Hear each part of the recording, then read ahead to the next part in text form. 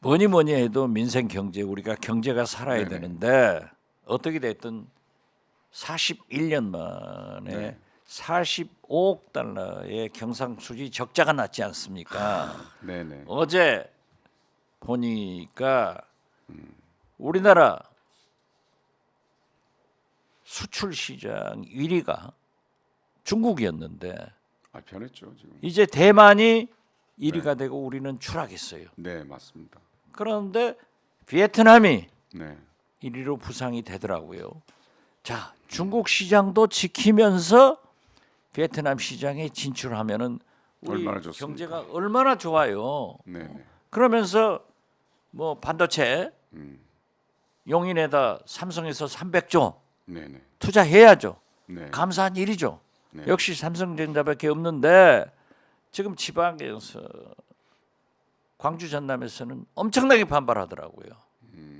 형식적으로 하나 끼워주는데 그건 안 된다라고 하는데 수도권 집중이 엄청나게 되는데 어떻게 됐든 지금 민생 경제가 엉망 아니에요. 그런데 이렇게 파퓰리즘으로 국제 정세를 보고 나가라 이거죠. 이게 오커스에서 네. 호주 총리한테 핵 추진 잠수함 3대에서 5대를 판다. 네. 그러니까 국제 원자력 기구 IAEA에서 해서는 안 된다. 그러면 러시아, 중국이 가만히 있겠냐고요. 지금 러시아 푸틴이 물론 우크라이나 전쟁 등 여러 가지 이유가 있겠지만은 뉴스타트 네. 핵 감축 협상을 안 한다는 거 아니에요. 그러니까. 이게 문제죠. 그런데 그래서 저는 우리나라 그 보수 우파들이 파퓰리즘으로 자꾸 핵무장하자 뭐 하자 하는 것은 안 돼요. 우리가 핵을 가지고 있으면 북한은 비핵화가 절대 안 되는 거예요. 그럼요. 명분이 그냥 없어요. 한반도 비핵화를 위해서 좀 봐야 되고 우리는 세계로부터 경제 제재를 받습니다. IAEA 말씀하셨잖아요. IAEA 일단 NPT 탈퇴해야 되잖아요. 그렇죠. 그럼 제재 들어오죠, 바로. 자, 그런데 이렇게 국민 안보 불안이 조성되면 핵무기 자체 보유 막 이런 것도 여론이 올라가겠지만 지금 한미일 군사 협력 체제로 가잖아요. 자칫 잘못하다가 한미일 군사 동맹까지도 갈 수 있습니다. 군사 동맹으로 가는 길 아니에요? 그러면 어떤 위험성이 있는지 한번 설명 좀 해주시죠. 당연히 네. 중국이 가만히 있겠어요? 뿐만 아니라 러시아에 가만히 있겠어요? 일단 유사시에 일본군이 일본 군이 우리한테 한반도 북한에, 상륙해서 예, 전쟁 수행을 하는 거죠. 그렇죠. 아니 그리고 우선 북한을 공격할 수가 있죠. 네. 그래서 이제 우리 역사를 보면 우리가 일본으로부터 침략과 노략질을 당한 건 수백 차례입니다. 우리는 한 번도 없어요. 딱 한 번 있었어요.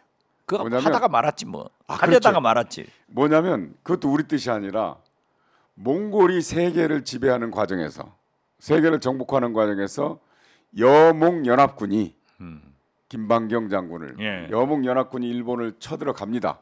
그런다가 일본의 입장에서 말하는 신풍을 만났잖아요. 폭풍을. 그걸 실패하죠. 딱 한 번 있었는데 일본은 해양 세력으로서 끊임없이 대륙으로 진출할 꿈을 갖고 있습니다. 그걸 안다면 일본이 한반도에서 총 쏘는 건 막아야죠. 그러니까 예. 굉장히 국민이 관심은 있는데 이것만 계속하면 오마이 TV 자, 구독 좋아요 안 누를 것 같아. 서울대 교수단체도 정부 비판을 야, 나섰습니다. 그거 진짜 깜짝 놀랐어요. 서울대 교수들은 조금 늦거든요. 네, 그런데 이번에는 스타트를 끊어버렸대요. 그러니까.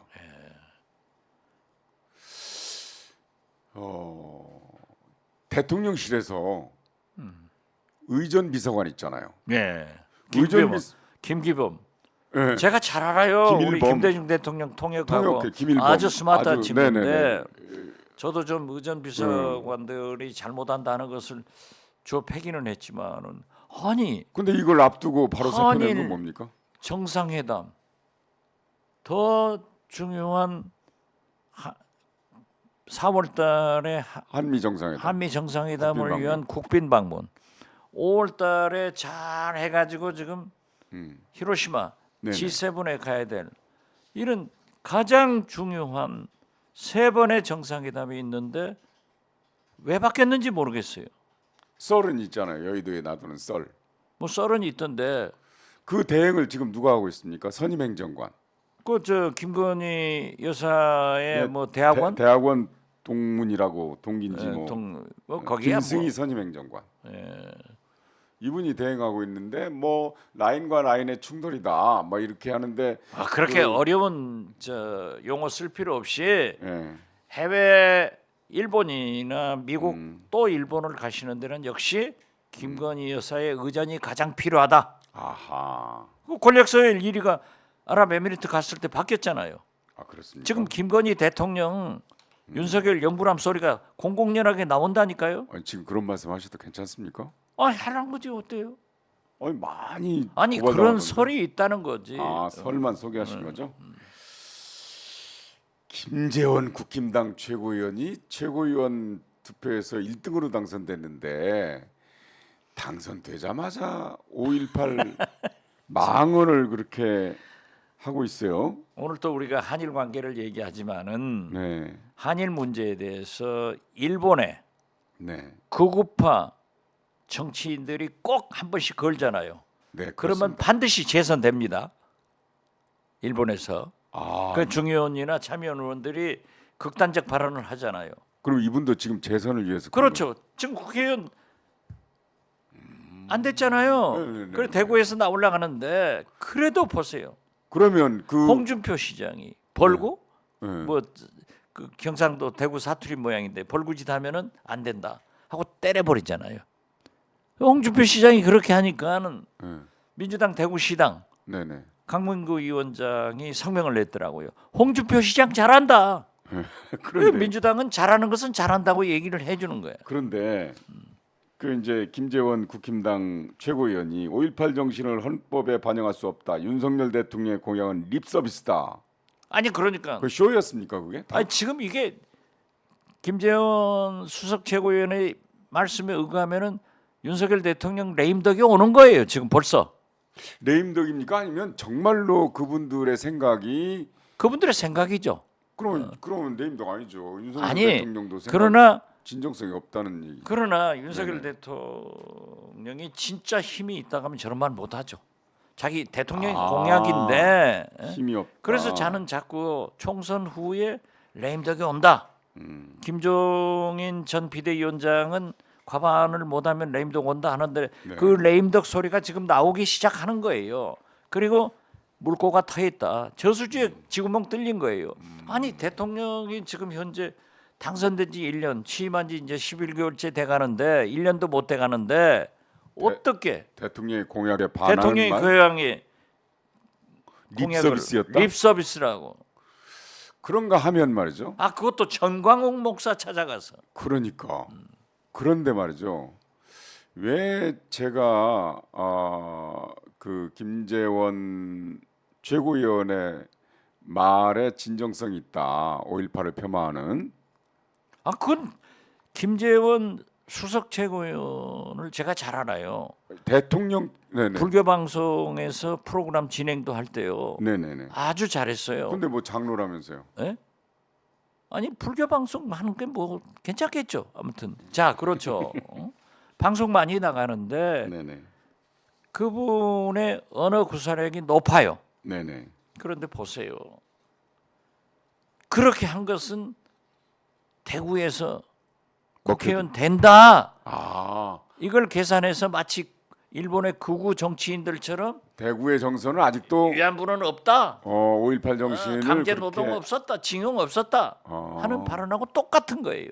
그럼 일본에서는 중의원 참여원 당선돼요. 네네. 그런데 그래도 음. 홍준표 시장이 확 막아버리니까는 이제 가치관이 나타난 거죠. 홍준표 시장은 5.18에 대해서 정확히 알고 계실 아, 가능성이 그렇죠. 있는 게 뭐냐면 거기서 검사 생활을 했거든요. 광주에서. 아 그렇죠. 그래서 그런데 또 하나 내가 왜 국힘당의 그 정서에 대해서 또는 그 진정성에 대해서 약간의 의문을 갖느냐면요.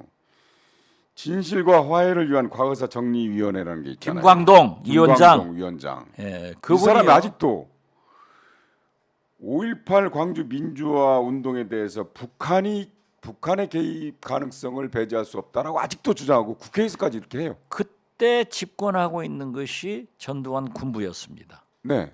그러면은 수백 명이 38선을 넘어서 광주까지 갈 그런 막을 책임이 누구한테 있어요? 전두환. 전두환한테 있죠. 계엄군이 거리마다 다 총 들고 있었어요. 비행기로 갔다는 것도 없고 요즘 땅굴. 말하는 드론으로 가는 것도 아니고 땅굴 타고 갔어요. 땅굴로도 간 게 아니고 이건 진짜 잘못된 거예요. 상식적으로. 그리고 네. 김광동 위원장은 제가 국정원장 재임할 때 진실화해위원회 많은 자료를 국정원에서 가지고 있는 거 주어가지고 부마 사태 네네. 희생자들 뭐 다 보상받게 하고 했는데 음. 제가 국정원장을 간동하려고 할 때 5.18 진상조사위원회에서 저한테 감사패를 주시더라고요. 네네. 그리고 그 과거사 진실 진실과 화해위원회 위한 과거사정리위원회. 거기에서 네, 연락이 왔는데 네네. 진짜 박지원 국정원장께서 많은 협력을 해줬는데 김광동 상임위원이었대요 그때. 네, 그 당시 그건 이제 상임위원장이었어요.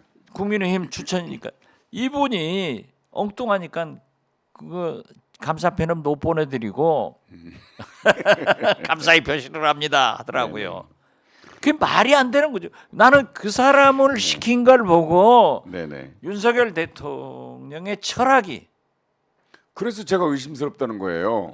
그때는 왜냐하면 이번에만 국회에서 이런 답변을 한 게 아니라 이미 2020, 오래 전부터 했어요. 그럼요. 2020년도 이 사람이 쓴 논문도 논문에 쓰고, 나와요. 예. 네, 그럼 검증이 됐을 거 아니에요. 네. 그럼에도 불구하고 이런 사고 방식을 가진 사람을 진화위 위원장으로 임명한다는 것 자체가 진화위가 아니죠. 지금요. 아니 진실과 화해를 위한 과거 진실 정리위원회- 왜곡위원회. 아 진실 상식적으로 그분보다 물어보세요. 자기가 네. 상임위원 할 때 네, 박지원이 국정원장 하면서 얼마나 많은 네. 국정원의 자료를 제공해 가지고 진실이 밝혀지고 화해가 됐는가? 네. 그래서 이제 그 아까 시장님께서 잠깐 하다가 말씀하시다가 말하는데 만약에 북한군이 개입했다면 루트가 세 군데예요. 하나는 비행기 타고, 하나는 땅굴, 네 군데군요. 하나는 걸어서, 하나는 해안으로인데 아니 휴전선에서 광주가 몇 킬로미터나 성경은- 됩니까? 설명 됩니다.